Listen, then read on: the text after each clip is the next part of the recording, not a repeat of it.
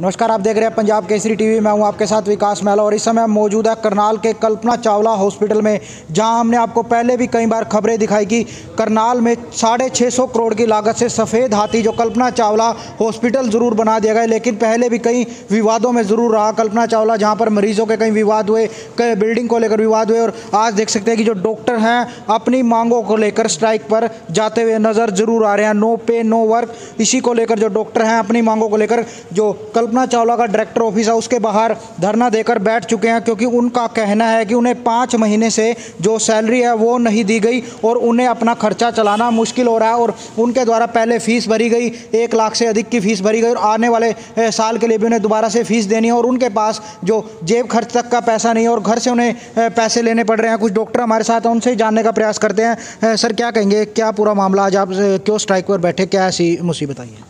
ये regular non पे जो पॉलिसी चल रही है हमारे कॉलेज की कि 5 महीने हो गए, कई बार नोटिफिकेशन देने के बाद भी उनका कुछ रिस्पांस नहीं आया, तो हमारे पास कोई ऑप्शन बचा नहीं। तो इसलिए हमने डिसाइड किया कि we should go together for strike. तो अभी हम लोग साइलेंस प्रोटेस्ट पे हैं और अगर नहीं कुछ होगा तो फिर हमें आगे फिर कोर्ट का न्यायालय का रास्ता अपनाना पड़ेगा। कितने महीने से आप काम कर रहे हैं और कितने महीने की सैलरी आपकी रुकी हुई है? अगस्त के बाद से अभी तक हमारी कोई सैलरी नहीं आई है। अगस्त में भी हम लोग को 12-15 दिन की सैलरी पे की गई थी।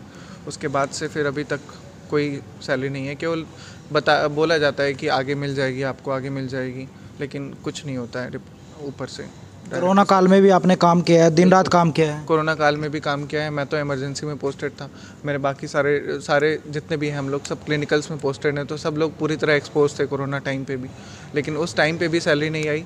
बाकी और डिपार्टमेंट्स में सैलरी आ रही थी और पीजी नॉन पीजीज़ में और बाकी डिपार्टमेंट्स में सैलरी आ रही थी, लेकिन जो डीएनबी जो सबसे ज़्यादा काम कर रहे हैं, सबसे ज़्यादा टाइम स्पेंड कर रहे हैं हॉस्पिटल में, सबसे ज़्यादा एक्सपोज हैं पेशेंट से, उनकी ही सैलरी नहीं आ रही है और इससे हम लोग बहुत ज़्यादा परेशान होते हैं। घर पे भी अब पीजी करने के टाइम पे एमबीबीएस के टाइम अलग होता है, जब आप पीजी कर रहे हो तो उस टाइम फैमिलीज़ भी एक्सपेक्ट करते हैं कि आप उन्हें कुछ दोगे, उन्हें कुछ सपोर्ट करोगे, लेकिन हमारा कुछ रहता ही नहीं है क्योंकि हम लोग खुद ही उनसे मांग रहे हैं अभी भी और सबका यही हाल है। तो इस चीज़ से तो बहुत ज़्यादा परेशान है हम लोग कि सैलरी नहीं आ रही है। काम कर रहे हैं हम लोग, अपना बेस्ट दे रहे हैं, तो हमें भी तो कुछ फेवर में मिलना चाहिए बेस्ट। ये तो कुछ और डॉक्टर हमारे साथ मौजूद हैं। मैम, क्या कहेंगे, घर भी एक बात कहनी पड़ती है क्योंकि कई साल पढ़ाई की है, घर वालों से पैसे लिए, फिर अभी काम करने के बाद भी पैसे लेने पड़ रहे हैं। काम तो हम देखो दिन रात ही कर रहे हैं, जिस तरीके से हमें आवर्स कहते हैं ड्यूटी आवर्स करने के लिए, वैसे ही हम ड्यूटी आवर्स कर रहे हैं, ठीक है। पेशेंट्स जिस तरीके से जितनी डेडिकेशन के साथ देखने चाहिए उतनी डेडिकेशन के साथ हम देख रहे हैं। 6 महीने 5 महीने ये कम टाइम नहीं होता है। एज भी ऐसे नहीं कि 19-20 साल के हैं, इट्स लाइक 26-27 ईयर्स, है ना। तो 26-27 साल में आप सेल्फ डिपेंडेंट हो, एमबीबीएस कर चुके हो, हॉस्पिटल में काम कर रहे हो, रोज़ काम कर रहे हो, घर नहीं जा रहे हो 5-6 महीनों से, है ना। उसके बाद भी क्या मतलब सैलरी तो एक्सपेक्ट कर ही सकते हो ना। तो कितने महीने की लगभग सैलरी आपको? 5 महीने, बस वही है ना। अगस्त में 12-15 दिन की सैलरी दी थी, उसके बाद 5 महीने 6 महीने कैसे काम चला है, बस घर वालों से मांग के। कितनी बार आप जो अधिकारियों से मिले हैं कल्पना चावला के जो डायरेक्टर? हम हर महीने 2-3 बार तो मिलते ही हैं कम से कम, और हमारे पास लेटर्स हैं जो हमने रिसीव करे हैं। उसके अलावा क्या आश्वासन मिलता है आपको? यही मिलता है कि अब होगा, तब होगा, इससे मिल लो, उससे मिल लो।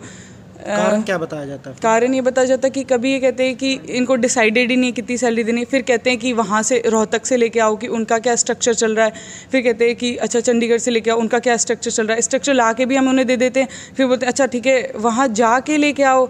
अगर हम व्हाट्सएप पे भी मंगा देते हैं, ऑनलाइन भी मंगा देते हैं, उसके बाद भी जाके लेके आओ, ठीक है वो भी मंगा दिया, उसके बाद नहीं पता ना कि क्या प्रोसीजर, या फिर प्रोसीजर बताओ।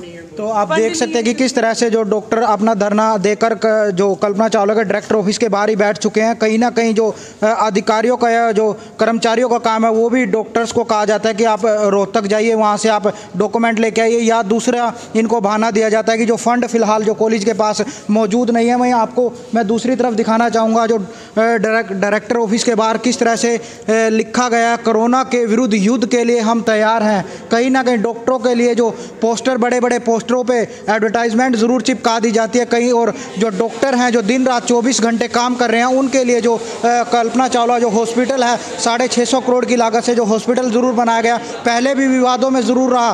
कहीं ना कहीं अब डॉक्टर जो स्ट्राइक पर जाते हुए नज़र जरूर आ रहे हैं। इस ओर जो हरियाणा के मुख्यमंत्री मनोहर लाल खट्टर जो करनाल से भी विधायक हैं, जिनके निर्देश पर ये यहाँ पर कल्पना चावला हॉस्पिटल ज़रूर बनवाया गया, उनकी देखरेख में बना, उन्होंने इनका उद्घाटन किया। लेकिन आज भी यहाँ पर कितनी खामियां हैं, इसी बात से आप अंदाज़ा लगा सकते हैं कि जो डॉक्टर हैं जो मरीजों की 24 घंटे मदद करते हैं वो ही अपने अब स्ट्राइक पर जाते हुए नज़र आ रहे हैं, क्योंकि उन्हें 5 महीने से सैलरी नहीं मिली है और उन्हें अपना खर्चा चलाने के लिए घर के लोगों पर डिपेंड होना पड़ रहा है। तो इसी से आप अंदाज़ा लगा सकते हैं कि जो हरियाणा के मुख्यमंत्री का विधानसभा क्षेत्र खुद का जो मनोहर लाल खट्टर का, वो किन हालातों में चल रहा है। तो आप इसी से अंदाज़ा लगा सकते हैं कि और प्रदेश में और ज़िलों के क्या हालात होंगे।